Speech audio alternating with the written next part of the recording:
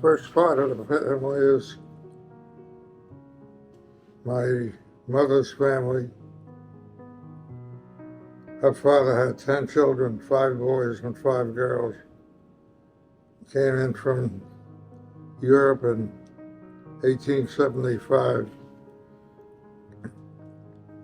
He was associated somewhere in one of the countries around Russia. Mm-hmm. And he went into business over here, built some suspenders, made a nice living, and did very well. Family grew. He was Orthodox. Belonged to a shul on Eastern Parkway. The rabbi was the rabbi for Rokeach soap. I don't know if you ever heard of Rokeach soap. That was the first kosher soap. Came in 2 models, blue and red. The blue is parve, dairy. The red was for meat. Anyway, he was a very well-known rabbi. My grandfather being Orthodox, he used to give the shiur on Saturday afternoon. It was a pretty large congregation. As a matter of fact, all of my brothers and myself were bar mitzvahed in his shul back in the old days. Where was that? In the 30s, Where? Eastern Parkway, and Oh, it's still the Eastern Parkway Shul. Okay. you know, it was called the Murphy Shul. Mm-hmm.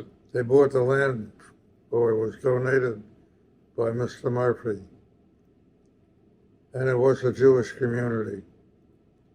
Ultimately, it ended up as the Chabad community.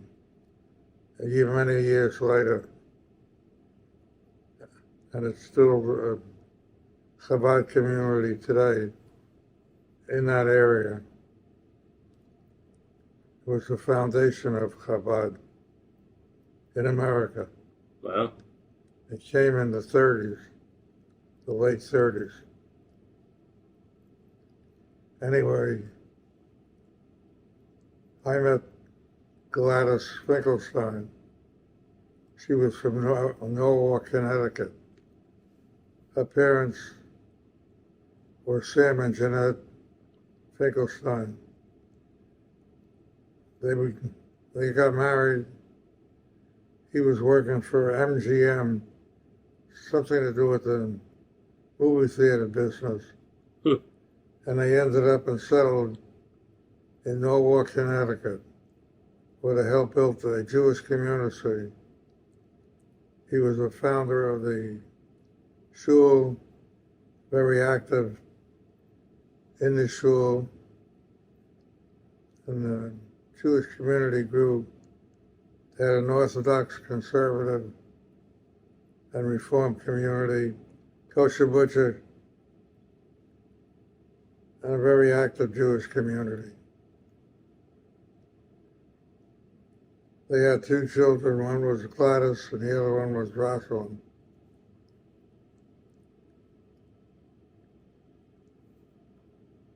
Both children got married.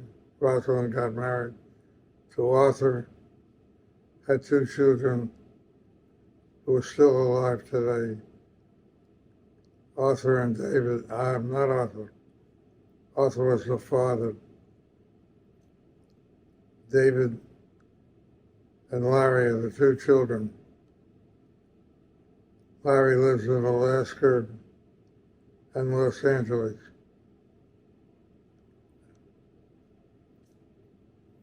And David lives in Portland. He has 1 son, and Larry had 2 children.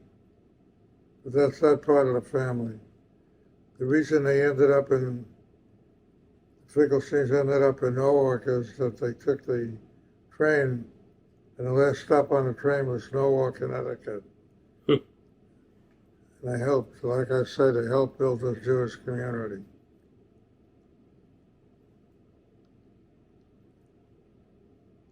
I was married to Gladys for about 19 years. Had two children, Barbara and Karen. Karen, of course, unfortunately, passed away at the age of 50. She went to RIT, Rochester Institute of Technology, got her degree there, ended up working for a real estate lawyer, built a family, had two children.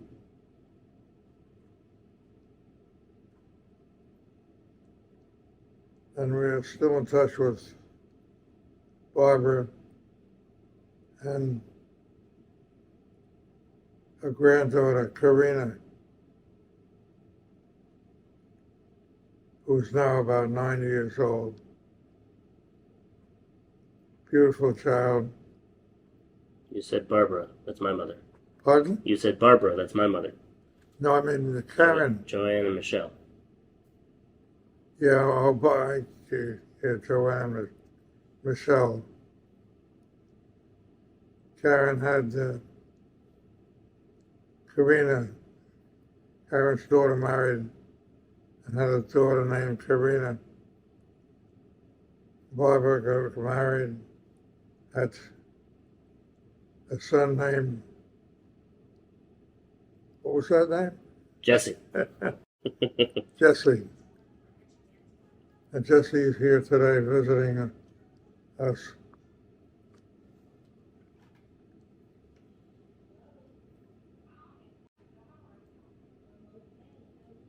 And we are still in touch with that part of the family. And then there's the Finkelstein family. They're spread out all over the world. I'm just trying to remember. They really disperse themselves. Mm-hmm. We're still in touch with a few of them who live in Manhattan. Still in touch with David and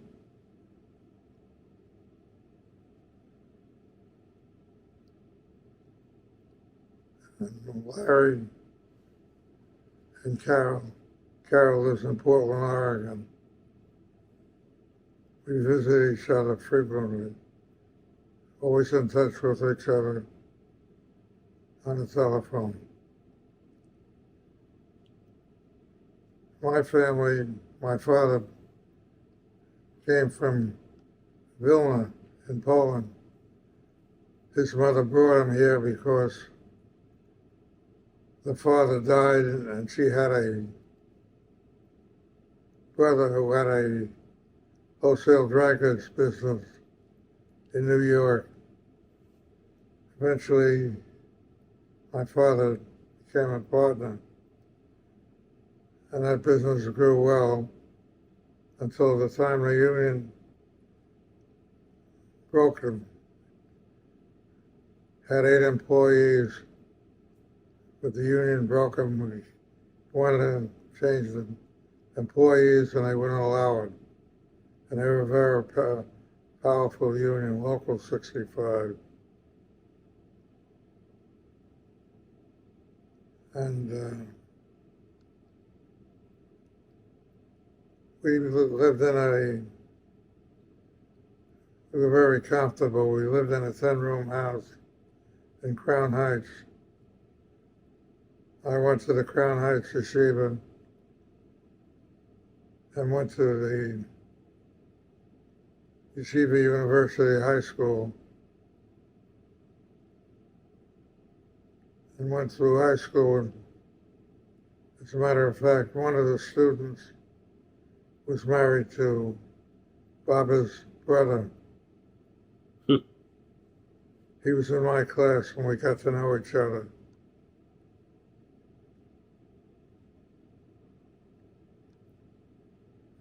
My memory is a little faint, but anyway, we were very close.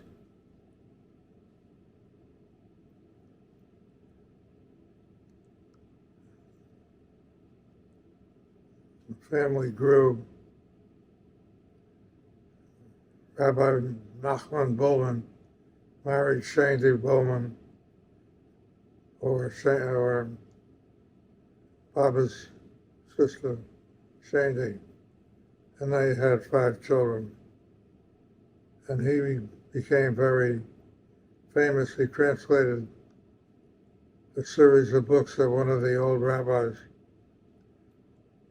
talked about life, religious life, how to celebrate the holidays, and transferred it into 3 books. Ended up founding a couple of yeshivas in New York State, and founding a yeshiva in Israel, in Migdal HaEmek, and that grew. The children are all religious, and we are in touch with all of them. As a matter of fact, one of the sons married a girl from Canada, and they had 7 children. 5 of them are married, the 6th one is getting married now, and they only have 1 to go. Life gets difficult. You can't get married in Canada because they don't allow anybody to come in. So the wedding is going to take place for the next few months. Because of COVID. Pardon? Because of COVID, they're not letting anybody in. Because of COVID.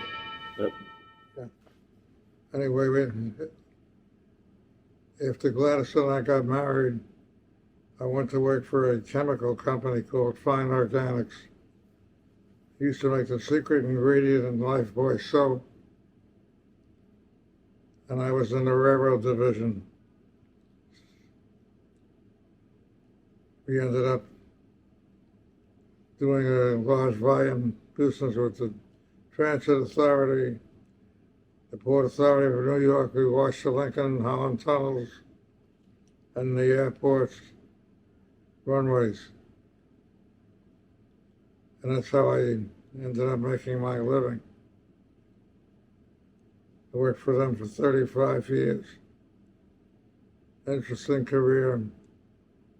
A lot of new chemicals were developed, safe chemicals to use, cleaning up runways was interesting. Cleaning the tunnel, used to do it in one tunnel a night. There were 5 tunnels between Lincoln and the Holland Tunnel. And the Transit Authority, we removed the graffiti that they put on the cars. And we moved to Teaneck, raised a family in Teaneck, and you became part of the family. We were very active members of the Teaneck Jewish Center. It was one of the largest conservative schools. The only difference between the conservative and the Orthodox school in Teaneck is that the men and the women sat together. 1,300 families. And then you came along, and you know the rest of the story. But my father came from Vilna. My grandfather came from a Russian community as a shochet, and we continued our association with the Orthodox community. And that's the history. If you have any questions, I'll be happy to answer you. Why don't you go more into what you did for Excel? Were you in the sales side or I was on the Fine Organics back in the day? Fine Organics. I was started working. The engagement between me and Organics was my father's accountant, was the accountant for Fine Organics. Hmm. And I went and applied for a job there. And we used to do industrial chemicals to factories for cleaning equipment, safety solvents, and so on, and cleaning materials. I transferred after a while into the limited community of the railroad industry. It was number two Jew member of the New York Railroad Club. The number one was a guy who owned a railroad. It was not a Jewish operation. It was all Goyim, very few Jews in the industry. Mm-hmm. I eventually graduated to become sales manager at Fine Organics and stayed there, as I say, for 30 years and eventually retired in 1992. It was an interesting career, and we learned a lot about safety solvents, which we were pioneers in the chemical industry, Mm-hmm. for the transportation industry. We used to supply Amtrak, Pennsylvania Railroad, Santa Fe, New York City Transit Authority, and the Atchison, Topeka, and the Santa Fe. Mm-hmm. That was my area. And we did fairly well.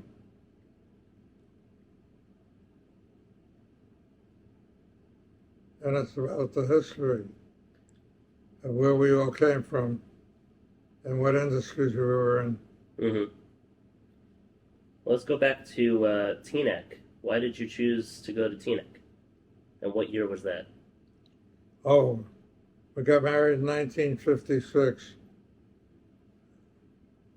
My first wife, Gladys, had a friend who was associated with Alexander Summer, who was the largest retail apartment house owner, real estate owner in Teaneck. They owned all kinds of property. And when we got married, my mother-in-law came down to Teaneck and she signed the lease for us because we were on our honeymoon in Canada. Oh, wow. And Teaneck became a very large Jewish community, as I told you. We had kosher delicatessen, the Teaneck Jewish Center, and they were just beginning to form an Orthodox shul. And it just grew. And it grew to the extent that there, as of now, there are 13 Orthodox large Jewish shuls. There are 2 major supermarkets, kosher supermarkets in Teaneck, and a large Jewish community. And growing. And still growing. And Jesse's mother handles the books in this, one of the major supermarkets, kosher supermarkets in Teaneck. She fixes the books. Well, she's in charge of the books. Yes. And it's a rather large operation. That's Glad Express. Glad Express, yeah. And they're very well known.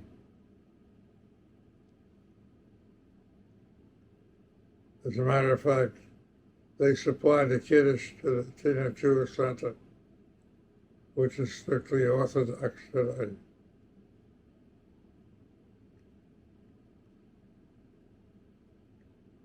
Anything else you want to know? So that house that you got straight on your honeymoon, that was the one That was an apartment. oh, that was an apartment? That's a, yeah. So where'd you go from there? Then we bought the house on Phelps Road, 1014 Phelps Road. Sure. And I was within walking distance of the shul, 15-minute walking distance. But it developed into an extremely large Jewish community. Also had a golf course right there. And we bought a house next door to the guy who built all the houses, the Jewish, built the community, an Italian fellow. And we had a member of the mafia on the other corner. It's true. Nice neighbors. Pardon? Nice neighbors. Yeah, it was. And it was a close community to New York. And the buses ran every 10 minutes. Mm-hmm.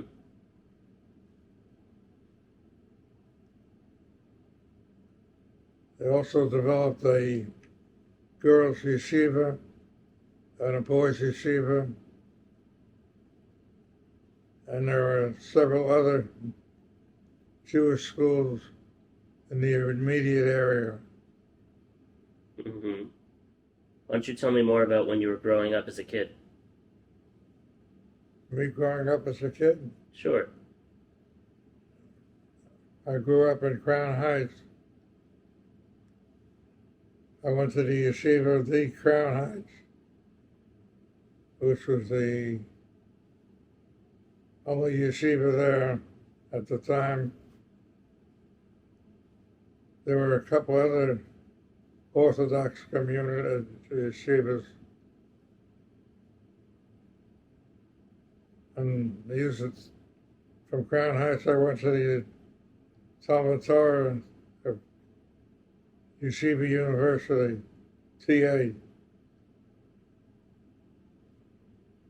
And graduated high school there.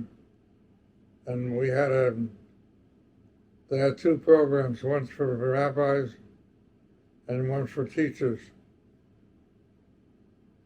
The rabbis community school and of TA was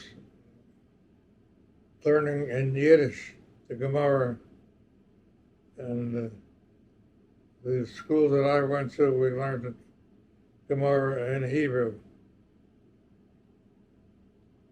As I say, one was for teachers, Hebrew school teachers, and the other one was for rabbis.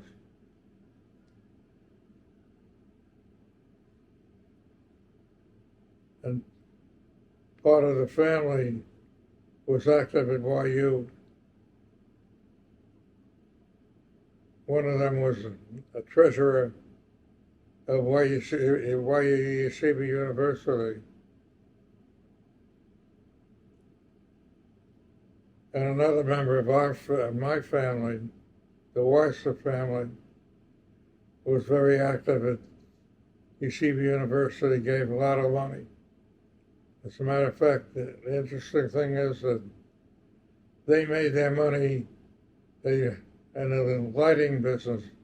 They developed the Christmas tree lights in the early 30s, and the place was closed always on Shabbos. Wow. They became very wealthy. Mm-hmm. It was called Noble Lights. They got bought out by one of the big companies, I think, GE. Wow. But they had the patent on the Christmas lights for the Christmas trees. They developed that whole unit. They used to close Friday, Shabbos, Erev Shabbos early. They were Orthodox people. Amazing, especially for that time. Yeah. They were neighbors of ours. We lived in I started my Jewish education at the Jewish Center in New York with Rabbi Young, who was one of the early rabbis who graduated Yeshiva University in 1932. And he was the leading rabbi in Manhattan. Mm-hmm. He was a professor at YU. And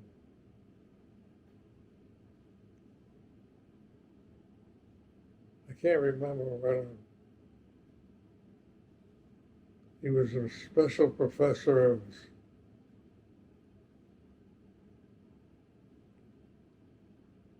a particular field. I just don't remember.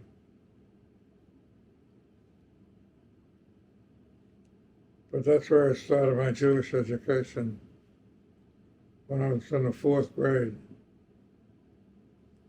I went to the Jewish Center School. Mm-hmm. It was a very exclusive Jewish school. Well, your family was doing well at that point. Yeah, we were still doing well until 1940. And this was the belts and suspenders business. Pardon? This was the belts and suspenders business, right? Wholesale dry goods business. Mm-hmm. Yeah, we had 8 employees. The only problem was my father never learned how to drive. He asked one automobile dealer he would buy a car, provided he would teach him how to drive.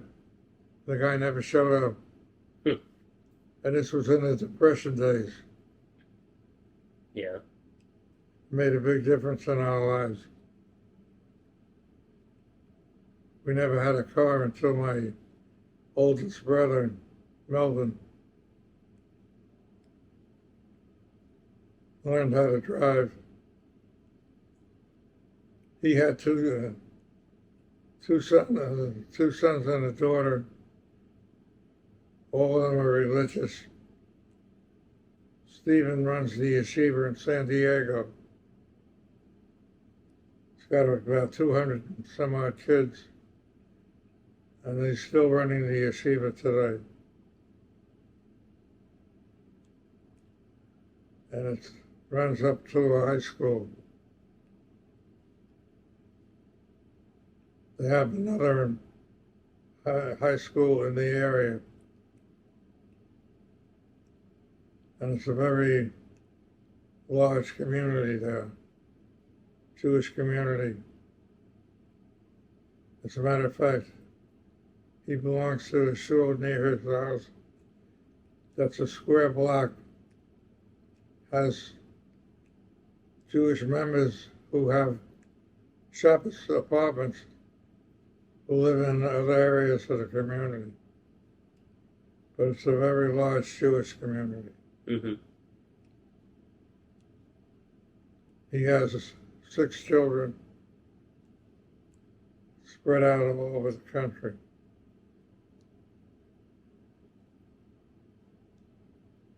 One daughter and her husband run the Yeshiva of the South in Memphis.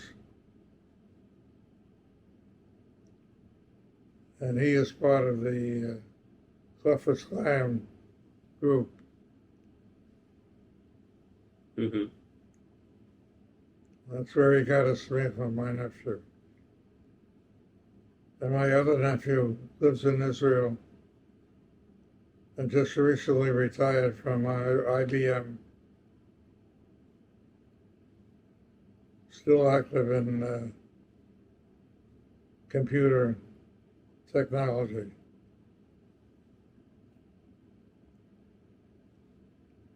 He works for a company he worked for before he joined IBM.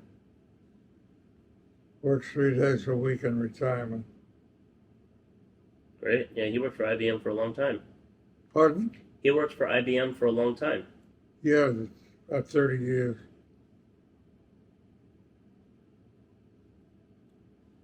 But the company he worked for before he worked for IBM, actually he was an engineer in Washington. He worked for the Department of Agriculture, has his degree in agricultural engineering, and then I moved to Israel. He was the first one to go. He went to the yeshiva in Baltimore. Both of them went there.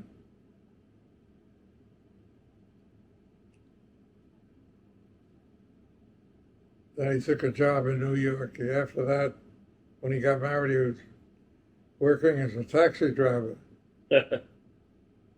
until they decided to go move to Israel.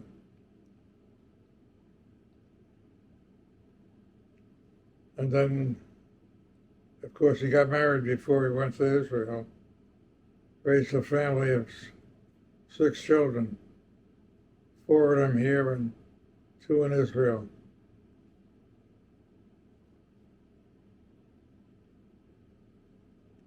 And he was in Moshav Katif when he settled in Israel.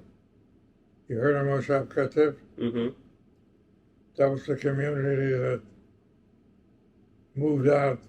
Gush Katif. They were forced to move out. Yeah. And that's the community that developed the food processing system without using the ground. Mm-hmm. Raising plants in the air. And his children are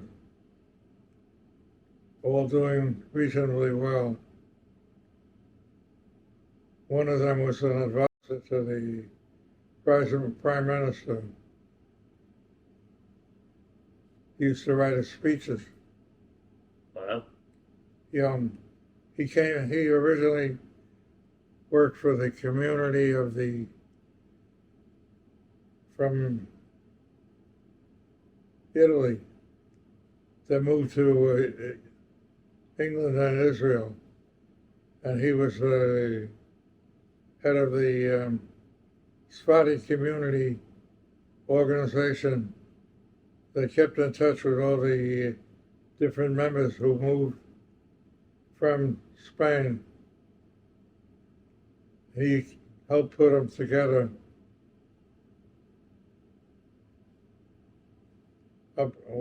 That's who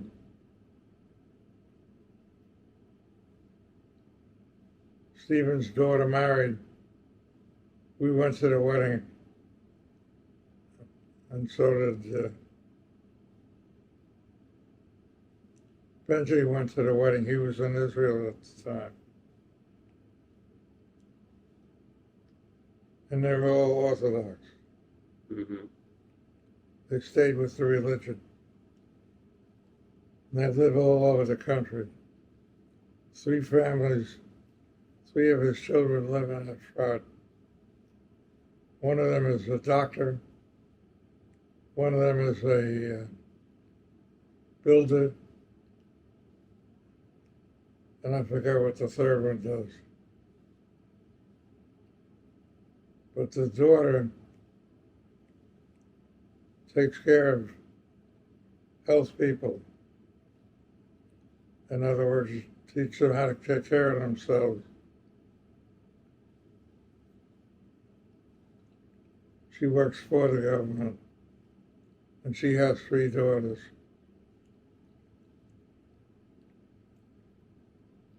She lived in an apartment in Efrat that was amazing. It had its own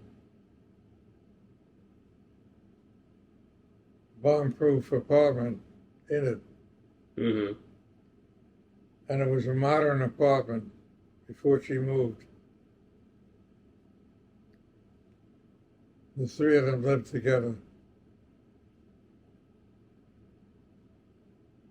In 3 different families. Wow.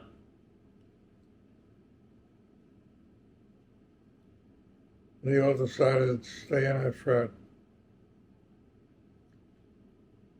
And the doctor is an officer, and whenever they have a problem in any foreign country, he's the first one that gets on a an airplane and goes with the Army. And he developed in the Hadassah Hospital a program for children of early stages of life.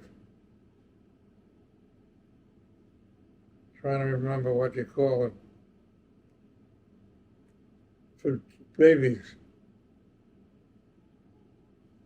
Intensive care? Not intensive care, but babies that have problems. He developed one in Haifa and one in Hadassah. Mm-hmm. He was the doctor of the year one time. Wow. Until he gave him back that parking space.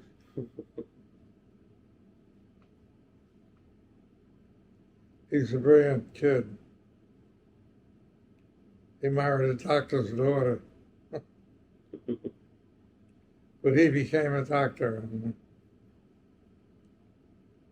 And I had pictures of him in the Philippines, getting on an airplane to go there. When the Jewish community was the first to help them out. He was in the community that went to South America.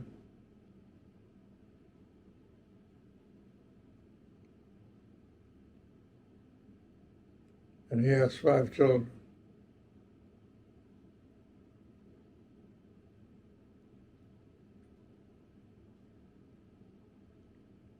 My oldest brother, Melvin, who was an accountant for the government, he did very well. His job with the government, he moved from Queens to Washington. His position became so important. He was in the OPA, Office of Price Administration, during the war.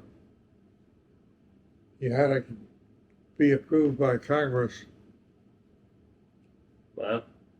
Yes. He was the kind of guy you get jealous of. Went through college, never opened up a textbook. Didn't even break the binding. Went to City College.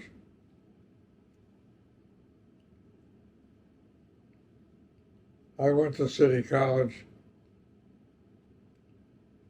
I needed help. What did you study? Finance. Uh-huh. I had to go back to work after 2 years. That's how I ended up in the chemical industry.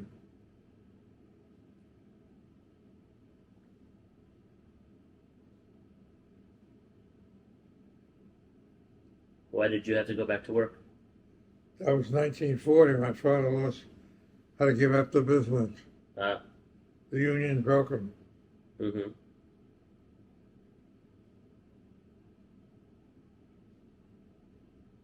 That was quite a change, going from being very comfortable.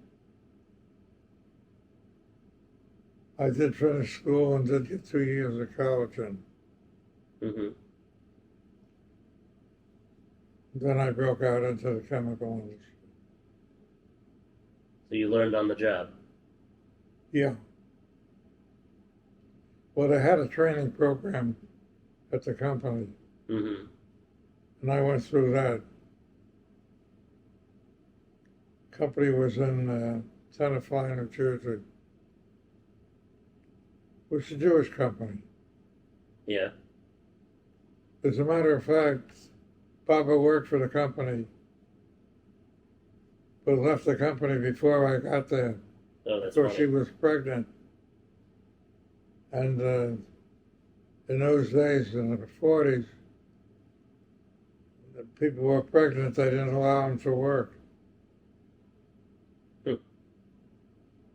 They changed their philosophy. But Bubba worked for the company, I think for a couple of years before I got there. It was on Tenafly Road. They had a factory where they used to mix the chemicals. We had a laboratory too, where we developed the chemicals.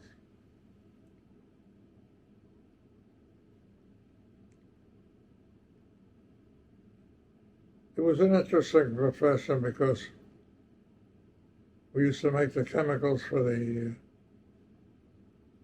washing the trains. We had a patent on a chemical that they used to wash the outside and the windows. The windows were plastic windows on the car, and nobody had a product that didn't hurt the windows. They had a coating on them. Mm-hmm. And most of the chemicals affected the coating and made it so you couldn't look out the windows when you were riding. Then we developed products for the toilets. Amtrak had trains with sleeping quarters. They still do. You know, Amtrak had kosher food on them. We used to take it to Florida. They had private rooms, bedrooms, bathrooms, showers, and kosher food, breakfast and dinner. They had TV dinners. They were all approved. You used to take that to come down to Florida when you lived in Teaneck. Yeah.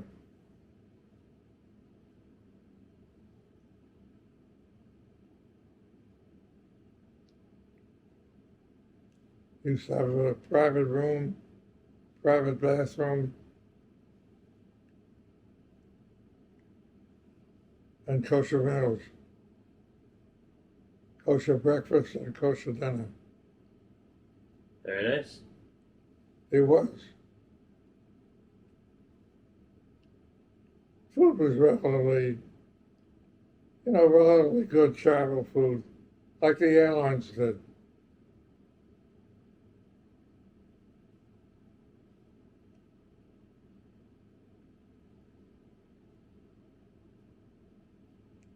It was an interesting life.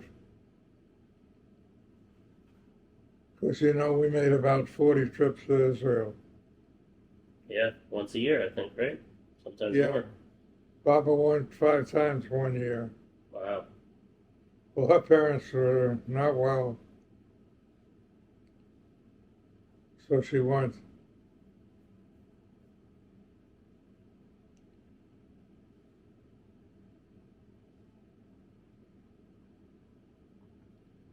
And we stayed in all kinds of hotels. The Hotel King David, that was our first year. We went in 1980.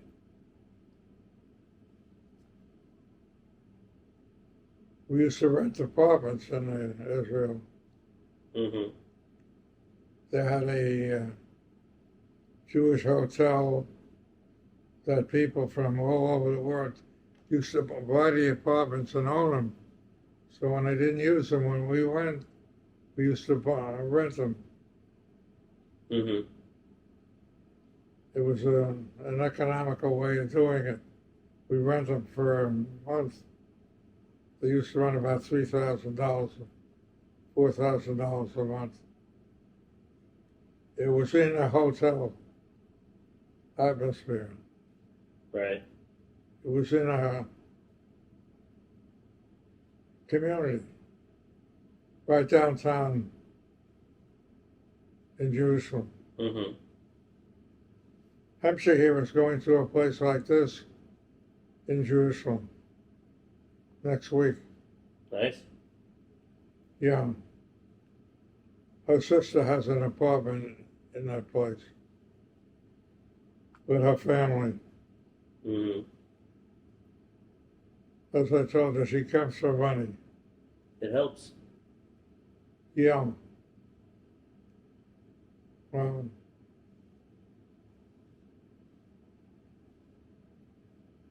like I said, she was active in Chabad. Mm-hmm. The first husband, she had 5 children. Second husband had 5 children. So she's got children all over the world. She just came back from Cleveland. One of her grandchildren was bar mitzvahed a week ago. It's a big yeshiva in Cleveland. The Tulsa Yeshiva. Mm-hmm. I don't know if you heard of it. No. It's a very big yeshiva. It's on one side of the street, and on the other side of the street is a Catholic school. You know, in the community. Right.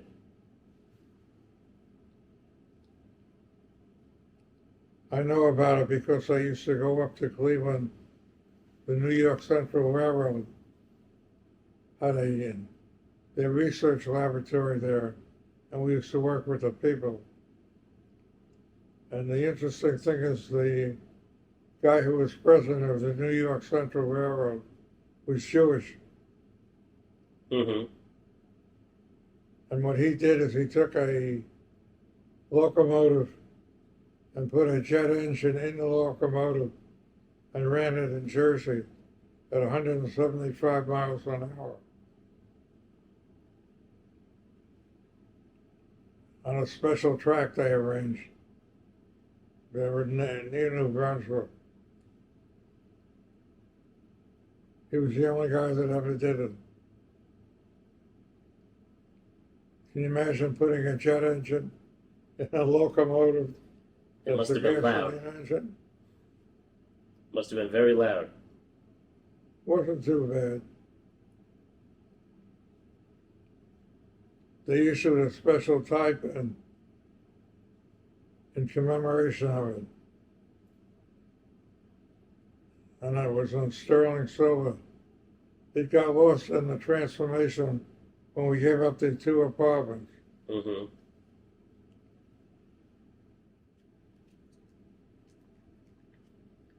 Englewood Hospital and Medical Center volunteer. Yeah, that's 500 hours. I got a lot more than 500. You were there all the time. I used to go on Fridays. I remember every week. Yeah, What did you do there? I used to supply kosher food to them, and challah and wine Mm-hmm. and cake The kosher families that were there? to the kosher families.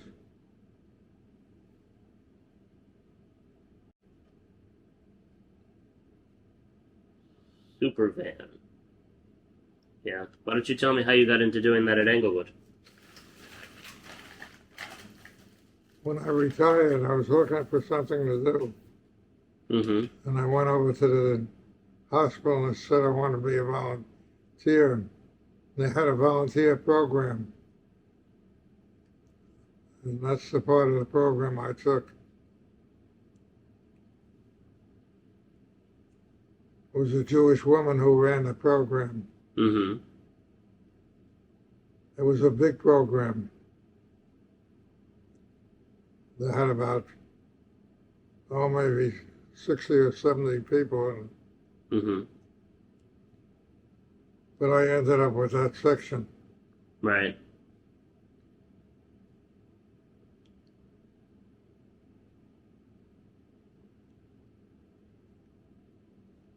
It gave me free parking.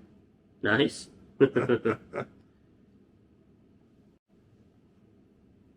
USS Nautilus was the first nuclear-powered submarine by the electric... That was the one you saw. Mm-hmm. That's the Nautilus by the Electric Boat Company in Connecticut. I taught you some of this. Yeah, launched 18 months later and commissioned in September of 1954. It had that information in there? I looked it up. It has a website. Oh, 1954, USS Nautilus. that's what that submarine was. Mm-hmm. Provided a water nuclear reactor, provided her power both on the surface and underwater. Top speed 23 knots.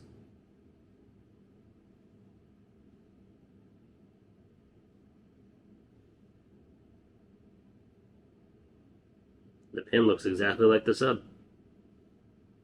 Yep, There she is. that's it. So why were you involved with that? I told you You did the that cleaning on it? they had a fire on board the ship, Mm-hmm. and they needed to clean it up, but we supplied the chemical. It was in Houston. Mm-hmm. We had a facility there that used to make our chemicals, Mm-hmm. and they needed the stuff in a hurry. And I asked them for something for us to remember it. Yeah. They sent us a couple of those submarines. Very nice.